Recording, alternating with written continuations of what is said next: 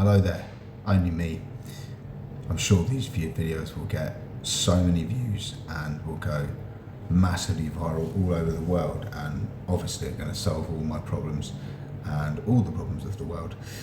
Today though, I'm going to put my ridiculous sunnies back on so you can see that this isn't green screened or like in any way kind of a hoax or a mock-up or some kind of like sadistic psychopath trying to blame mental health services for something that they haven't done, or like, I don't know.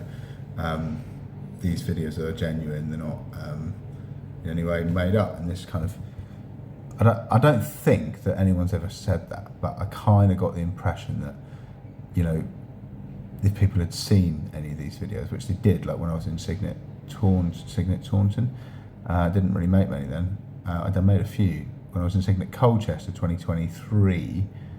I'd been there before in 2022. I made loads of these wastecast videos, and they were getting a few more views then. But yeah, woke up in the middle of the night last night feeling really sick. I took some of this stuff called promethazine, which is sort of like an antihistamine that works to kind of make you zonk out a bit and chill down. I woke up feeling really sick last night, and actually noticed that there was two coppers walking through the corridor at exactly the time I woke up. Like, I woke up at 4 a.m, but I'd been up at about 2 a.m. or 1:30, feeling really awful. So I won't take any more promethazine, I don't think. I'll stick to the lorazepam, and I don't know what the police were doing. They were just going down the corridor, past the kitchen, and up to the back stairs yesterday or this morning.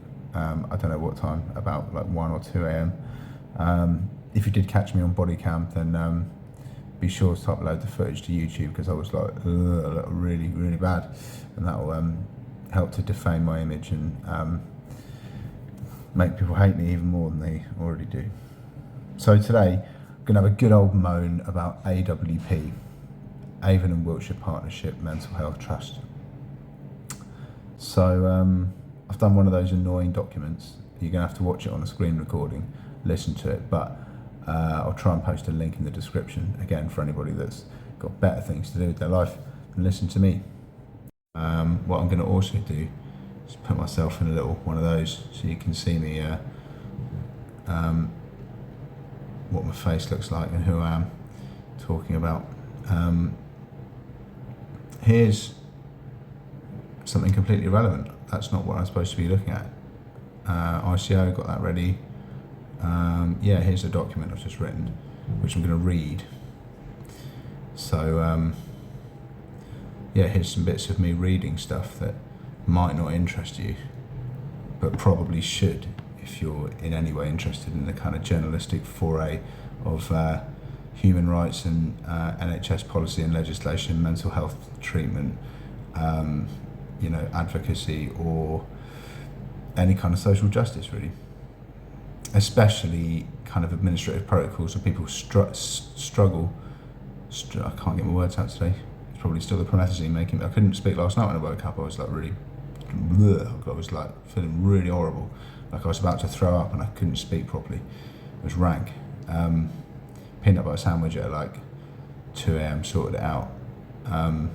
Anyway, I tried to phone the South Gloucestershire recovery team this week to get a few facts straight and to get copies of my personal data. I tried on Wednesday and Thursday this week. First person I spoke to took my second name, so they were like, what's your name? I said it was Mr. McLeod. And then they said, is that Ross? And after I'd introduced myself, as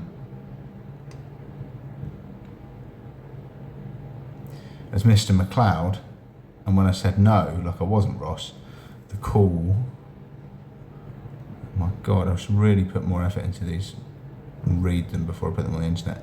The call terminated, so I called back. For some reason, this initial 2-minute call isn't on my call log anymore, but you just have to take my word for it, or maybe the recording might be provided by them. I should have my call log up with the people in question. So yeah, here are Wednesday's calls, here and here. There's only 2 there, but there was a first call that got terminated when they said I was Ross. Then I phoned back again, that was the second time, and then it got hung up on. And then I phoned back again for the third time, and then it got hung up on. But I'll cover that in this. And then they called me back on a private number, which I'll just quickly show you. There you go. On Wednesday at 2:23, they phoned me back. So it was 4 phone calls in total, 3 that I made, all of which were hung up on, and then a 4th one, which I got a reply for. That's what it says in this document anyway. So, we'll all be clear on that. So I called back. For some reason, this initial 2-minute call isn't on my call log. As you can see, it's not there. Anyway, after about 10 minutes of Wednesday's second call, which I initiated for some reason, it was terminated again after about 10 minutes. So I phoned back for the 3rd time. Then the call cut out again for the 3rd time in succession. I got a call back from her on this occasion from a private number, which I've just showed you. The lady was really friendly and promised to get me an email sent out by the end of the day summarising my inquiries, containing a few points, which I'll look into in a second. In total, it took 4 separate calls for me to contact the South Gloucestershire recovery team on Wednesday. 2 still feature on my call log, 1 having seemingly disappeared, the first one where she thought my name was Ross, and 1 returned from a private number, so the 4th phone call in that series of communications. I'm very clear in my recollection of this. Being asked if you're Ross when you aren't kind of feels a little bit circumspect and unprofessional, especially seeing as they basically know automatically who's phoning from the caller ID on their CRM system. And I know this because the lady I spoke to on Thursday accessed my file in exactly this way, and so didn't ask me for my date of birth or my address or any of that stuff. She was like, yeah, no, I've got your details, I can see your phone number. Wednesday's lady assured me that she'd made extensive notes on their system and that I'd definitely receive an email before she left work that day on Wednesday. I do respect that these people are busy, and also that the network coverage in Signet Q Stoke, where I'm detained, isn't great. You probably see there's 2, 1 bar of each on the signal there, but you can also see a little Wi-Fi thing. Wi-Fi calling is working, and it works fine. I can upload these videos and I can make phone calls. They don't just drop out, I can hear them. So also the network coverage in Signet Q Stoke where I'm detained isn't that great. I'm Wi-Fi calling on a brand new Samsung Galaxy 24 FE, which came out in September 2024, and I found it to be clear as a bell and reliable for making and receiving calls. So I can't feasibly explain how the calls on Wednesday and on Thursday got terminated. Well, it's 3 times on Wednesday, and I think maybe just the once on Thursday. 3 times, once as soon as I gave my name, and then again twice, with the 4th call being returned from a private number. So 4 calls, 2 calls, 3 calls hung up on Wednesday, and 1 call hung up on Thursday. Unfortunately, the email never arrived on Wednesday by 5 p.m. The latest I was promised it would be in my inbox by. The issues that arose were pretty prominent and weren't particularly difficult things to address, even for somebody who just works on the receptionist phones, as they all have their line managers and senior staff they can refer to for guidance and reference if they're not sure about something, like processing SARs. But like I said, she was really polite and friendly. So then on Thursday, I phoned the South Gloucestershire recovery team again with the same inquiry, having to explain all over again why I was calling, and that the lady from the day before had promised to email me but hadn't, and as it transpired, hadn't made any notes on their system before not emailing me that day or by lunchtime the following day, at which point I was phoning back and speaking to somebody else. As soon as I started talking about my social worker, the line just seemed to mute, and then eventually the call, using voice typing, the call terminated.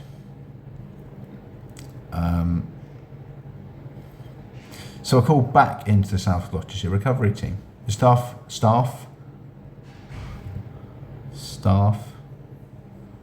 I wanted to talk about, in summary, stuff. No, it is stuff. Sorry about that. That's just a really easy mistake to make, isn't it? Stuff. That's my clairvoyant brain working its magic, you see. The stuff I wanted to talk about, in summary, was a little atypical, but I would have expected that at least 2 of the 4 points of my inquiry would have been replied to, Detailing my care coordinator in writing via email shouldn't have been difficult, and neither should have confirmation of receipt of a request for data in a short email. So to receive nothing at all, even by lunchtime the next day, and up to now, which is Saturday, and to find out that on Thursday there were no notes in the system and effectively I'd just been ignored, kind of made me feel like I was just screaming into the void, just a little bit. Here's a breakdown of the 4 points of my inquiry. Right, so the first bit is, who is my current care coordinator? I've had several different ones supplied by AWP NHS in the last 6 months, and just didn't know who actually was filling that role. So I wanted to put it to an email, hopefully with a phone number and a contact detail for the first point of contact responsible for my care. The care coordinator was in the ward round, and like I asked him a few weeks ago what's going on with, stuff. I asked him about my social worker, which we're going to go into in a minute, but yeah, he was like, I was like, is there a new social worker on the way? And he was like, I'm pretty sure it's been looked into. And I was like, what do you mean you're pretty sure? Has it or hasn't it been? Is it or isn't it? Is it not going to be? I asked him in the ward round yesterday, he said I wasn't going to get a social worker until I was back in the community. And I said, well, I've had one what's been in hospital. What's the difference? And he said, because you're going down the rehab pathway rather than discharge straight away. Like before you were looking at discharge and supported accommodation, now you're going to go to a rehab, so you don't need a social worker, which with respect to him might have been right, but he didn't give me his email or his telephone number. So I composed an email and didn't get any response to that. So this is what the email that I sent after my ward round yesterday. I sent it to the AWP Patient Advice Liaison Service, the advocacy people to my advocate, and to the South Gloucestershire Recovery Team's email inbox, which they've said is not monitored. So he said I can only contact him using this email inbox. I'll show you a letter in a minute that says that that's, again, a bit like screaming into the void, shouting at the sky, I said in this email, hello, I've just left my ward round meeting on Hayward Ward, Signet Qstoke, which was attended by Stephen Hopkins, my care coordinator from Avon and Wiltshire Partnership Trust. Seems like a very upstanding, reliable, forthright guy, and I haven't got any bad words to say about him, other than that he didn't give me his phone number or his email address. He was just like, nope, just use the generic email address, use the info box, and you get hold of me that way. He's refused to provide me, I went on to say, with a contact telephone number or an email address as a first point of contact, instead instructing me to use generic inbox, which I've been advised is not monitored and should not be used for two-way communications. I previously had an adult social care worker who referred my caseload to AWP NHS, who, when I asked the same question regarding the direct email and telephone number, refused to provide them.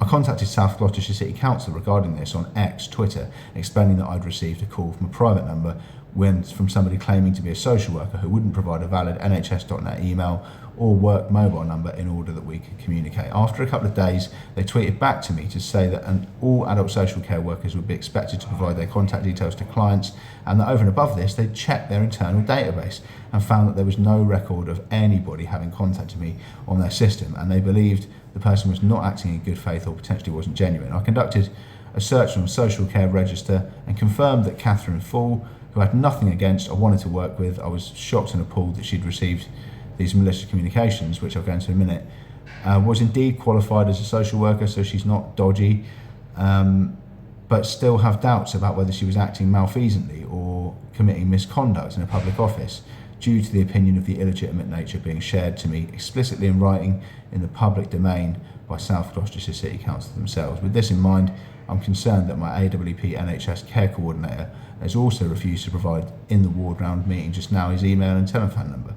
Based on my preliminary research, I found that the Care Programme Approach, CPA, is a framework used by secondary mental health services in the UK to support individuals with mental health needs. Under the CPA, patients are assigned a care coordinator who manages their care plan and should act as the first point of contact regarding this issue of care. There's not much point having a first point of contact with an email address that's not monitored which they've said in writing. I'll show you in a minute.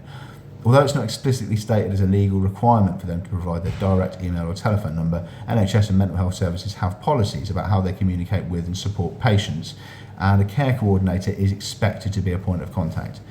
I'd like to request a copy of my AWP policy on patient communication, of the AWP policy on patient communication under the Freedom of Information Act. Also like to formally submit a subject access request for all data held on me in any format on any systems or database to be provided to me via email within the allotted time frame stipulated by the Information Commissioner's Office.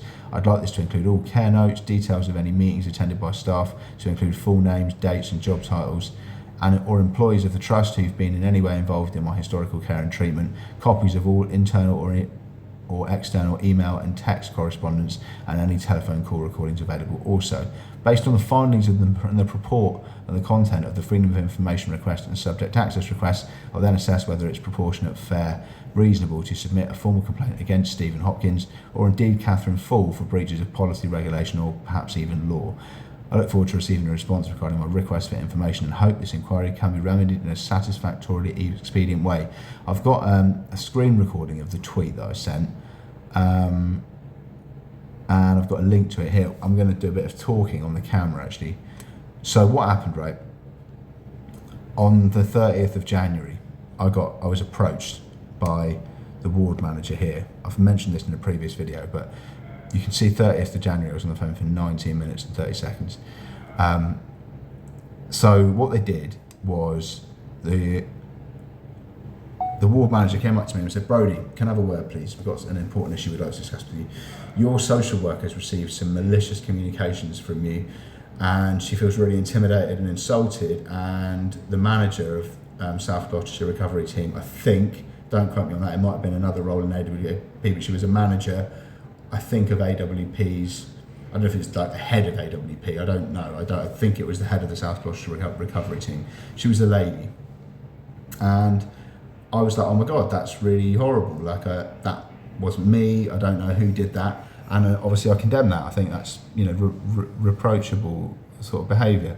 So yeah, I opened with this kind of gambit to this woman of, look, I'm really, really sorry to hear that this lady's received malicious communications. I'm happy to be, you know, absolutely open and transparent with you. I had my mobile phone. We were on a Teams meeting on the 30th of January in the room where the ward rounds take place, with the manager from this ward and the manager from AWP. And like, I was apologetic. I was said, like, look, go to the police if you want to get the digital forensics. Like, I'm happy for you to investigate it and go to the police. I'm happy for you to make any inquiries that you want to make, to find out who these people were, because it wasn't me. And you can go through my phone, you know, like, see that you know that you're welcome to refer it to the police so they can check, you know, my IMEI number and the communications that have come from my phone. If you want, you know, I've only got my phone and my laptop. I've been on, you know, you can check both of them. I haven't got any problems with that. It wasn't me, do you know? And I made that expressly clear. And she opened with this gambit of sort of like disciplining me like I was sort of like some deviant schoolboy. Like, Brodie, you know, you must accept that your communications and the way you've messaged Catherine Fall is absolutely unacceptable. You must never, ever, ever do this again. And you must apologise and be much more diligent with your communications and not harass and intimidate our staff. Do you understand? And I was like either you've gone selectively deaf, or you're thick, or you're just trying to kind of like malign me. I don't really know. You know, she didn't seem thick. I don't think she was selectively hard of hearing or had some sort of vacuous incomprehension of what I was saying to her. I'd said, like, professing my innocence and saying, like, look, you know, do whatever necessary investigations you want. I've got nothing to hide. I liked Catherine Fall. She was very friendly. We met in person, been to my ward rounds in person. We had a meeting upstairs in the hospital with another guy who was like my care coordinator at the time. I think he was called Paddy or something, which was like why I was confused about who my care coordinator was at AWP. And she was like, well, you've put other stuff on the internet as well, you know. And here's what I showed her. Here's the other stuff, right, that I put on the internet. There's a screen recording of a tweet. So the tweet said, just received a call from a private number from someone claiming to be a social worker at South Gloucestershire City Council. They've refused to provide a direct email address, either nhs.net or other, or a phone number. Please could the Department of Health and Social Care .gov, and so I just paused the recording then instead of, let's just try the link, shall we? See if I can just click on the link and it'll take me to the tweet. There you go, that'll be a bit simpler than screen recording. So I said, on the 22nd of November 2024, I just received a call from a private number from someone claiming to be a social worker for South Gloucestershire City Council. They've refused to provide a direct email address, either nhs.net or any other, or a phone number. Previous Department of Health and Social Care gov.uk and AWP NHS social workers always have. they got back to me and they said, hello, thank you for your message. And a South Gloucestershire Council adult social care worker would have been expected to have shared their contact details if asked. We've had a look on our client database and do not have any record of contacting you. We suspect who contacted you was not from our service. Many thanks, SGC. Had 98 views and 1 like.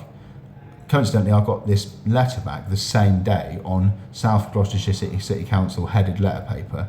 I replied to that tweet and said, hi, thanks for getting back to me. Feeling a little unnerved and would welcome signposting on what I should do next. Here's a PDF emailed from AWP NHS South Gloucestershire Recovery Team confirming, which arrived on the same day as the reply to that tweet, the absence of verified email or phone number. That letter, which I have put on the internet before, reads, I'm writing to you to provide you with AWP administration email address as discussed over the phone. The purpose of this email service is not to provide two-way correspondence, so it's basically about as much use as a chocolate fire guard, but to pass on messages when required. Should you be unable to contact myself, which, unless I'm going to use fucking telepathy or a carrier pigeon, obviously I can't if you won't give me your phone number or your email. So if you are unable to contact myself, you know, I sound like I'm being a bit sardonic and, you know, sarky and passive aggressive towards her there, and I'm not. That's just obviously a bit of an absurd thing to state. Or your care coordinator, Patrick Grindle, who isn't my care coordinator anymore. That was the Paddy guy. That's why I was confused about it and asking who my care coordinator was to put in writing, using the recovery team administration number provided. So just give me the phone number at the top, South Gloucestershire Recovery Team, which is based in the Civic Centre in Kingswood. This inbox is not regularly monitored, so using recovery team number and transfer system is a more efficient way of making contact with a member of the team. Please don't hesitate to call if you have any further inquiries. So South Gloucestershire City Council said we've got no record of you. This lady had been to like 2 of my ward rounds, 1 on Teams, 1 in person, and she'd had a meeting with me for about an hour and a half where I discussed my detention at the hospital, concerns about things that I was worried about, and yeah.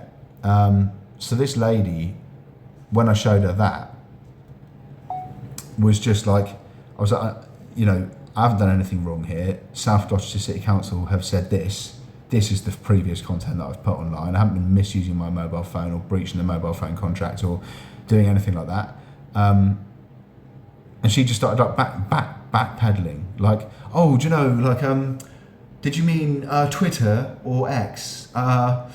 I don't use social media actually. I don't know what I was referring to. But anyway, Catherine's been taken off your caseload, and you're a very naughty boy, and you must not have any further communications with any of your social workers maliciously, you know, because you're a risk, and I'm absolutely vacuous in my kind of defence or false allegation. It kind of felt like, you know, it was just like I'd sort of blown their cover.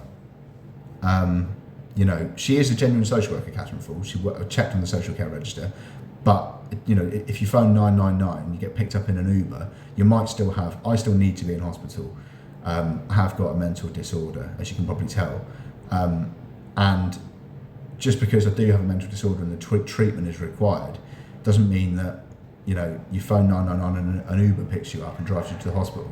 Doesn't mean the NHS aren't at fault. You know, they're using social workers to come in and liaise with me, but they're doing it in a way that's like off the books with no paper trail, you know, and that might be because I've, on my care plan, got moderate as, you know, social media and phone use risk, because I've tried to make calls to the police, and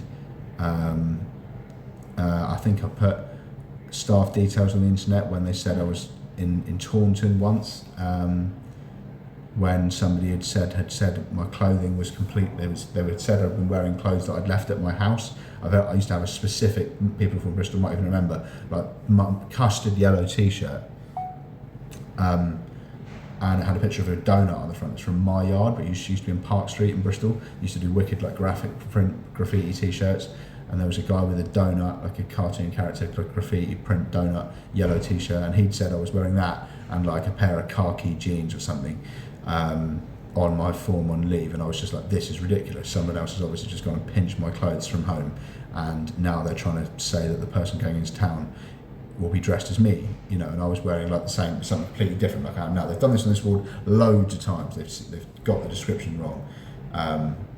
You know, said that I was wearing, my cap was a black face cap, like face mask, and it's like, anyway, this video is really long now. It's 25 minutes long. Fucking hell. Sorry about that. Let me get back to these points and wrap this up.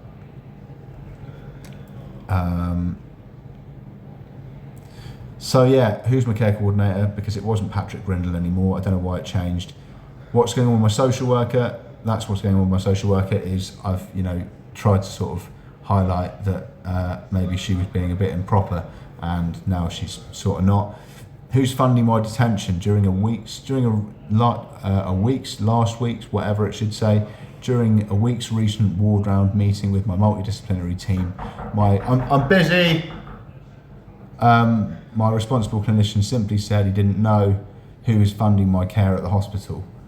Based on the Supreme Court ruling, it should have been determined by where patients live and not by the first funder, who might have sectioned them literally 15 years ago. And I'm busy, mate. And only has hospital placements available hundreds of miles away from where the patients live. In a nutshell, I just wanted confirmation on funding, as I'd received written notification from Devon Partnership Trust NHS. They were going to be funding my care. We're still having multiple AWP staff attend my ward rounds, so it's just a bit confusing, and wanted some clarity on this. So yeah, I wanted to ask who I was being funded by, because they're about to send me to a rehab for DPT.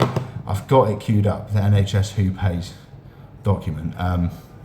Here's a bit of ICO stuff. So individuals can make SARs verbally or in writing. As you can see, it says there, verbal SAR, and even on social media. It says it on the Guide to Subject Access page. So when I asked them on the phone at South Gloucestershire Recovery Team, then that shouldn't have been, denied. They should be able to just speak to the manager and say, yep, it's fine, ping him a text or an email and tell him that we've received it on this date and we've got 28 days to process it, and we'll just print out all his data, pop it in the post to him. Nice and simple, just like we do for every single one of those data subject access requests that get received. There's loads of them every year. They have whole data protection and legal team departments with resources dedicated to it, as does every single customer-facing business since the institution of GDPR regulations and updates to the Data Protection Act, which came out, I believe, in 2018. And then the last bit was, I should talk more about funding. I've tried to reach out to journalists about funding, because this Who Pays document is like, it's a bit of a ridiculous thing. They're just subverting the Supreme Court. I made a video about that, which probably nobody's ever going to watch. Probably nobody's ever going to watch this, but hopefully I'll find out what happened. I wanted to submit an SAR or right of access request with all the data held on me by Avon and Wiltshire Partnership NHS Trust before the law changed. Companies could ask people to fill out complex forms and refer to data protection leads only to administer requests for their personal data. However, now the Information Commissioner's Office is very clear that these requests can be made verbally or in writing, however a person sees fit, and in fact on social media. This means that although it might have seemed atypical, that should have said when I voice typed it, to both of these staff that I was asking them to administer and refer a subject access request for all my data via telephone call. Anyone seen at the business, I love voice text, it's great, isn't it? Speech to text. Anybody should have been proficiently trained and well versed on how simple these very common requests for information are, how they're processed. This is what the website said like a week ago. An individual can make an SAR verbally or in writing, including on social media. Request is valid if it's clear that the individual is asking for their own personal data. An individual does not need to use specific formal words, refer to legislation, or direct the request to specific contact. You can just tweet them and say, I want all information on me, and they can contact you and get verification information. Obviously anybody could just phone up and be like, hey, I'm John Smith, can I have all these medical records on Twitter? Doesn't mean they're going to get them. Like, there is still ramifications and sort of procedural narrative that's got to be followed. But I said narrative again, fuck. Thursday's South Gloucestershire Recovery Team member also agreed to send me an email, which again never arrived by the close of play on Friday, which was yesterday. I asked her if she could quickly just compose the email while I was on the phone, and said I was unhappy to wait for her to type it up. I said I was happy to wait for her to just, type it up and make sure I got it, because I didn't get it the day before. I didn't have to phone back again for the third day in a row to have the phone put down on me multiple times in the process. Her excuse was that she had to run it by my care coordinator, who would then authorise her to send out an email to me. But she said she couldn't email even with a response to a subject access request, which she kind of should have done. A data protection issue has nothing to do with the coordination of care, and so I can only assume would or should be totally outside the remit of a care coordinator. Like, it's not his job to administer those, it's the job of the people on the phone. If you phone a hospital and say, I want my care notes, they email the data protection lead, and they should all be trained on that ever since 2018, when that became the way they do it. You don't have to do a specific form, or, I think it was even before GDPR actually, SAR legislation, Data Protection Act. I remember using it with different organisations. Anyway, she offered to send me an email after my ward round where my care coordinator was going to be joining via Teams, so I could ask him for his email and phone number myself, with him being, as she explained, the best point of contact for me to liaise with going forward. Unfortunately, when I did get to the ward round meeting at Hayward Ward yesterday, speak to my care coordinator at 1:30 p.m. on Thursday, it wasn't yesterday, it was on Thursday, sorry. When asked to provide a telephone number or an email, he refused, just like my social worker Catherine Ford had done. So I put in a written complaint to AWP Patient Advice Liaison Team, and unsurprisingly they haven't got back to me with anything so much as a "we've received your email, we'll get back to you in 3 to 5 working days" type thing at all. Just nothing whatsoever. Now it's the weekend, they're probably closed, might try again a bit later. So yeah, just to show you my Gmails.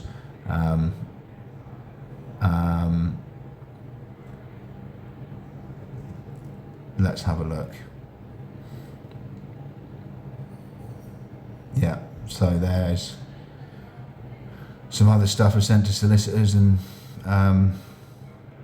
citizens advice and financial shit. And this one, I sent a screenshot of like the texts that I got from AWP to say that they were, if like these guys aren't meant to be funding my treatment apparently, even though I live in Bristol and I am an AWP patient.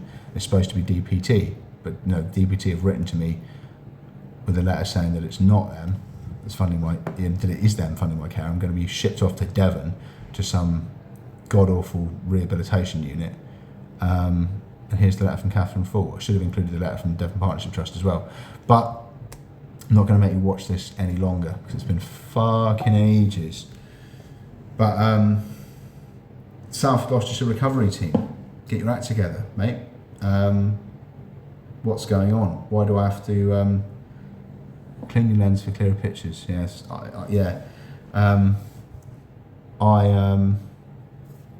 just don't have any idea why they keep putting the phone down on me, and I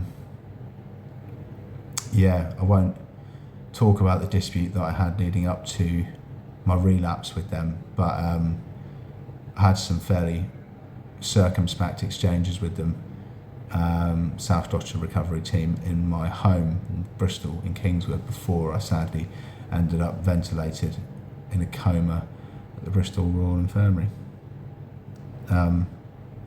Thanks to the NHS in Bristol who saved my life, and please don't think that I'm trying to shit in your cornflakes by sort of pissing all over the NHS, who are now not doing a very good job and seem to have produced guidance and legislation. It almost feels like, I reckon I've probably got the world record for unlawful detentions in the UK. I've been into hospital with Signet 9 times since 2018, which is why nobody believes a word I say, and that's probably for the best. But yeah, poor review, requires improvement, AWP. Poor review of your telephone service, your communications, your staff, your adherence to, maybe not adherence to policy, because I don't know where the policies are. I was at the Mason unit in 2023.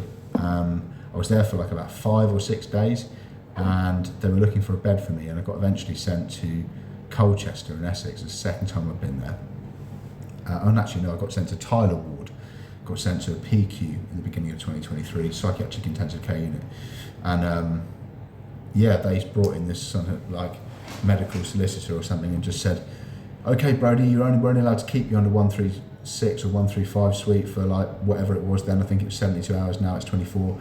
But you've been in there for 4 days, and you know, we think it's going to be danger to yourself or others if we let you out. So they furnished me with a verbal confirmation that I was subject to an authorised deprivation of liberty, which is a bit like sort of civilised assault, or kind of like, you know, sanctioned stealing, or kind of like if your liberty is deprived, that's a breach of, you know, the Human Rights Act.